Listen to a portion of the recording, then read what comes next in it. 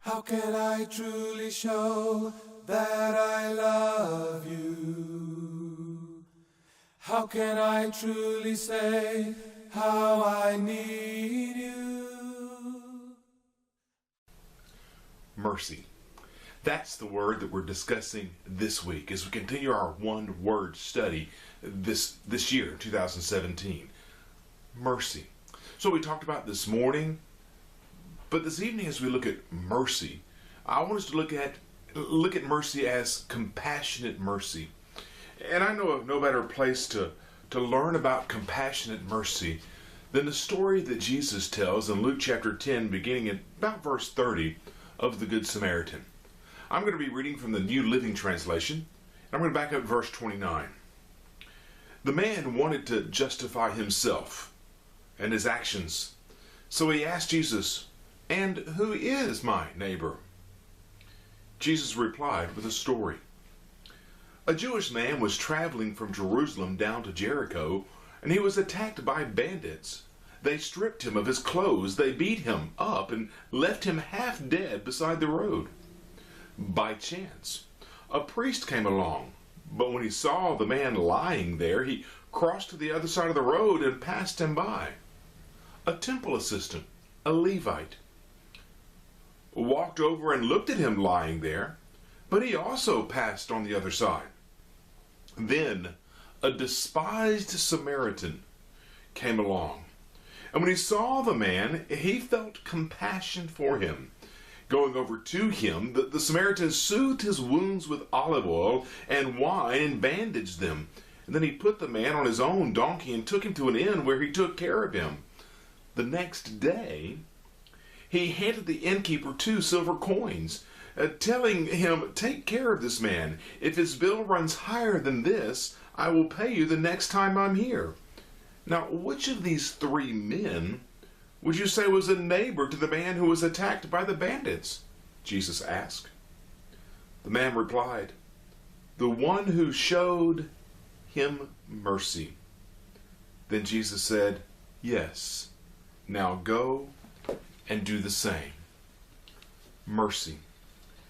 Compassionate mercy. There are a few things we learned from this story, a few things that you remember from your childhood Bible classes, a few things I want to remind you of. One of them is that a neighbor is simply that person in need.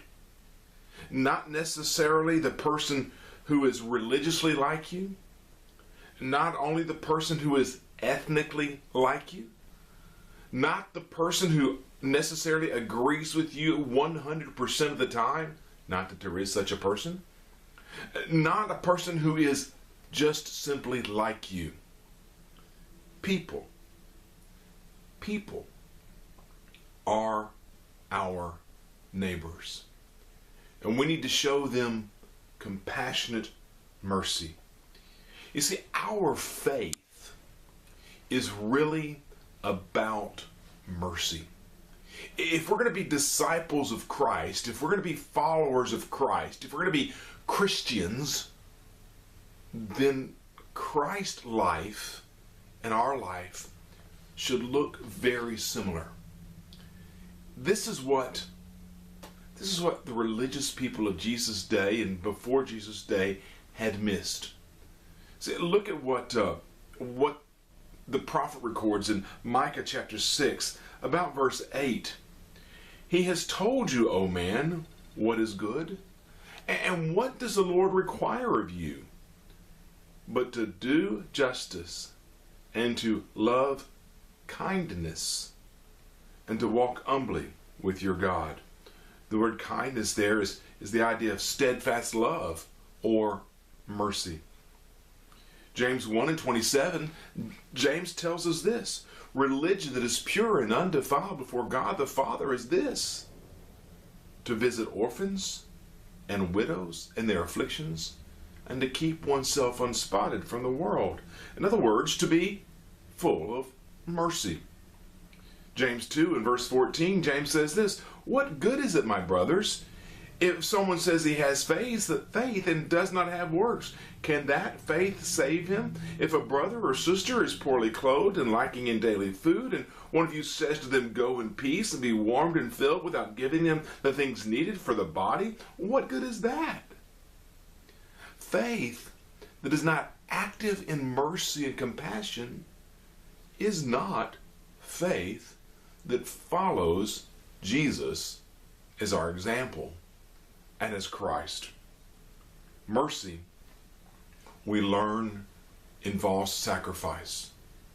See, the Samaritan, the one we call the Good Samaritan, he sacrificed crossing social barriers. People may not understand it when you help those people that are different. When you help those people that nobody else likes. When you help those people that you shouldn't really care about according to societal standards, or even according to religious standards. You cross those social barriers. Helping others, being compassionate, being merciful, often includes a risk. The Samaritan risked his own safety. Could the bandit still be there? Could this be a trap? Could this man be feigning injury in order to attack him? He took a risk. I'm reminded how much God has risked for you and for me. He risked creating us. He risked giving us freedom of choice, freedom of will. And he risked giving his son as a sacrifice. He risked our rejecting that sacrifice. Mercy, compassion takes risk. And it takes a sacrifice of our time. It takes a sacrifice of our energy. And sometimes it takes a sacrifice of our money. Compassionate mercy. The challenge that I am laying before myself, the challenge I am laying before you, is to look for ways to be merciful as your Father in heaven was merciful toward you. And God has shown us mercy. Look for ways to show mercy to other people. It may not be what they expect. It may not be what society expects. But go out of your way. Take the time. Take the energy to be merciful to other people. Hope you have a great discussion. Look forward to hearing about how your life group went. Have a great evening. How can I ever learn your compassion? Covered and clothed with Christ for my fashion.